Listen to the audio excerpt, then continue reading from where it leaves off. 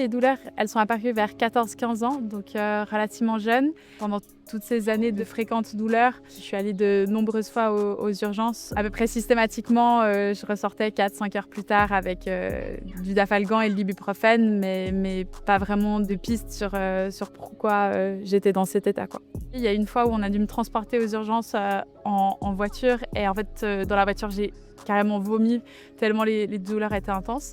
À l'IRM, on voyait rien, il n'y avait pas de suspicion d'endométriose. C'était vraiment hyper compliqué pour moi d'entendre ça parce que j'avais enfin l'impression que j'étais suivie et que j'étais traitée. Il y a un mois, en fait, j'ai été opérée pour une autre raison. Et en fait, c'est au cours de l'opération qu'ils ont vu les lésions. Et c'est à ce moment-là en fait, qu'ils m'ont expliqué qu'à l'IRM, il y a des lésions qu'on ne peut pas voir en fait. Mais ça ne veut pas dire qu'elles font pas mal et ça ne veut pas dire qu'elles n'existent pas.